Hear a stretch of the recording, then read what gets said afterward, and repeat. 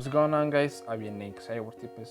እንኳን ደህና መጣችሁ ወደ ዩቲዩብ ቻናል እያልኩኝ ለዚህ ቻናል አዲስ ከሆናችሁ ሰብስክራይብ ማድረግ አትርሱ። እንዲሁም በተጨማሪ ኖቲፊኬሽን ቤል አይኮኗን ደግሞ ካበራችሁ በየጊዜው የምለቀው አዳዲስ ቪዲዮዎች በቀላሉ ይደርሳችኋል ማለት ነው።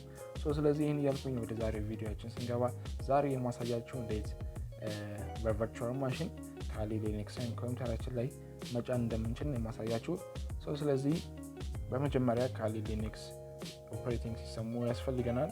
ስለዚህ እሱን ዳውንሎድ እናደርጋለን። ወደ ብራውዘራችን እንሄድና ጉግል ላይ ካሊ ሊነክስ ብላችሁ ሰርች ማድረግ ብቻ ነው።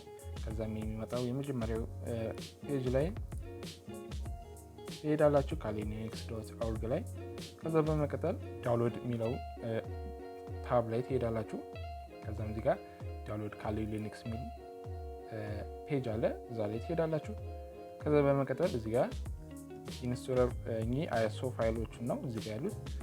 እነዚህን ቀጥታ ኮምፒውተራችሁ ላይ ለመጫን ነው እነዚህን ዳውንሎድ የምታደርጉት። በቨርቹዋል ማሽን ደግሞ ይህንን በቀላሉ ይህንን ኦፕሬቲንግ ሲስተም ለመጫን ወደ ታች ስክሮል ካደረጋችሁ ካሊ ሊነክስ 64 ቢት ቨርዥን VMware የሚል አለ እዚህ ጋር እንደምታዩት። ስለዚህ VMware ይህንን ኦፕሽን ክሊክ እናደርጋለን። ከዛም ወደ ሌላ ፔጅ ይወስዳቸዋል። ከዛ በመቀጠል ካሊ ሊነክስ VMware 64 ቢት የሚለውን እንደምታዩት 2.2 ጊጋባይት አካባቢ ነች። እሷን ዳውንሎድ ማድረግ ብቻ ነው። በቶረንት ማድረግ ትችላላችሁ፣ ቀጥታ ፋይሉን ዳውንሎድ ማድረግ ትችላላችሁ። ከዛ በመቀጠል ዳውንሎዳችሁን ማስጀመር ብቻ ነው ማለት ነው። እኔ ኦሬዲ ዳውንሎድ ስላደረኩትኝ ወደሚቀጥለው ስቴፕ እንሄድ። ሊነክስ ኢሜጅ ፋይላችሁን ዳውንሎድ ካደረጋችሁ በኋላ ዚፕ ፋይል ነው የሚሆነው።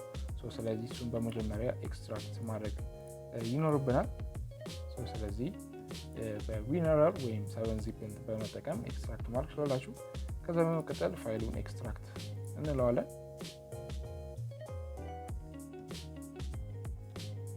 ፋይላችን ኤክስትራክት አድርጎ ከጨረሰ በኋላ VMware ወርክስቴሽናችንን እንከፍታለን።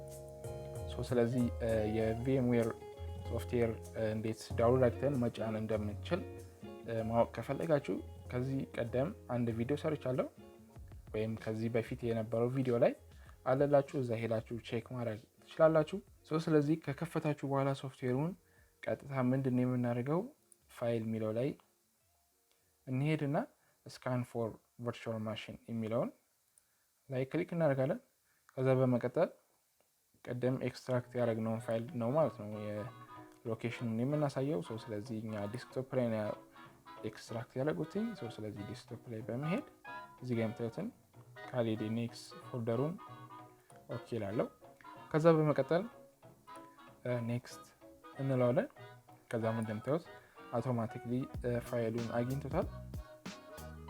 ፊኒሽ እንለዋለን።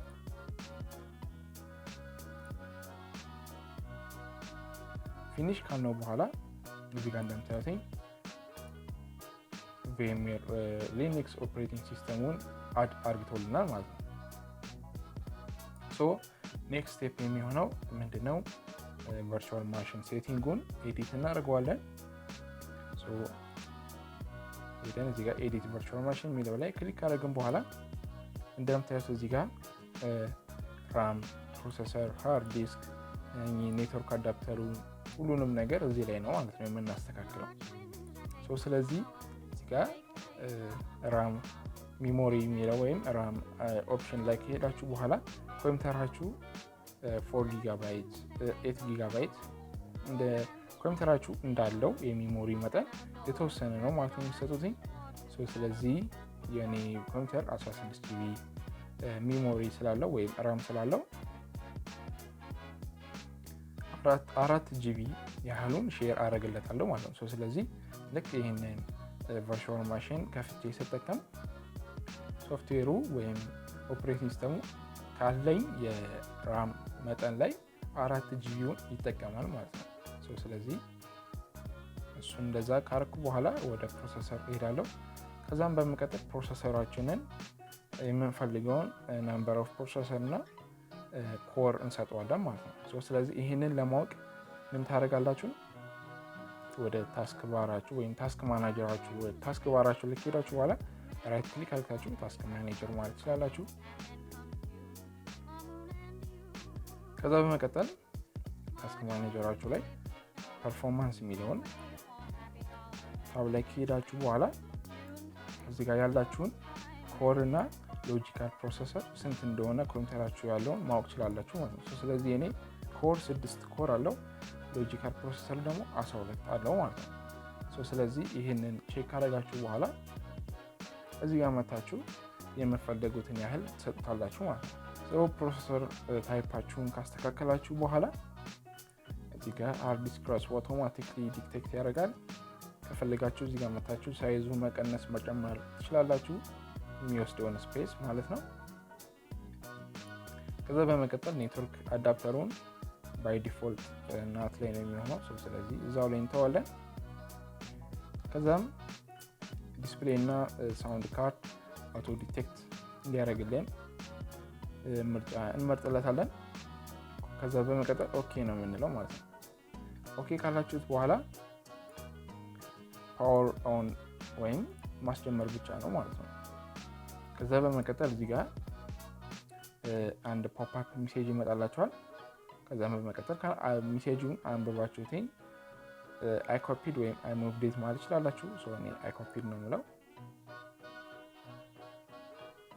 ከዛም ካሊ ሊነክስ ላይ እመርጥበታለሁ። ከዛም እንደምታዩትኝ አውቶማቲክሊ ሊነክስ ኦፕሬቲንግ ሲስተማችን ቡት አደረገ ማለት ነው። ፉል ስክሪን ላይ ለመግባት እዚህ ጋር የምታዩትን ኢንተር ፉል ስክሪን ሞድ የሚለውን ትነኩታላችሁ። ከዛ በመቀጠል ይሄኛው ባር እዚሁ ላይ ፒንድ ከሆነባችሁ እዚች ጋር የፒን ምልክቷን ቼክ ማድረግ ትችላላችሁ። ክሊክ ስታደርጉባት አውቶ ሃይድ ያደርገዋል ማለት ነው። በመቀጠል ዲፎልት ፓስዋርዱ ካሊ ነው። ስለዚህ ካሊ ብላችሁ ኢንተር ማለት ነው። ኢንተር ስትሉትኝ ቀጥታ ወደ ሊነክስ ኦፕሬቲንግ ሲስተማችሁ ገባችሁ ማለት ነው። ስለዚህ ሊነክስ ላይ እንደሚታወቀው የፈለጋችሁትን ፔኔትሬሽን ቴስቶችን፣ ሃኪንጎችን ፐርፎርም ማድረግ ትችላላችሁ ማለት ነው።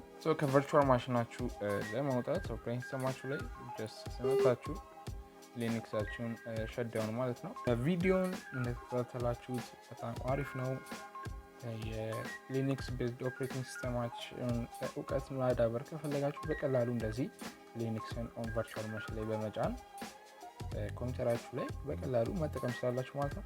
ቪዲዮ ከተመቻችሁ ላይክ ማድረግ አትርሱ። እንዲሁም በተጨማሪ ጥያቄ ካላችሁ ወይም እምቢ ያላችሁ ያስቸገራችሁ ነገር ካለ ኮሜንት ላይ ጻፉልኝ። እያነበብኩኝ በተቻለኝ አቅም ሁላችሁም ኮሜንት ለመመለስ እሞክራለሁ። ይህን እያልኩኝ በሌላ ቪዲዮ እስከምንገናኝ ድረስ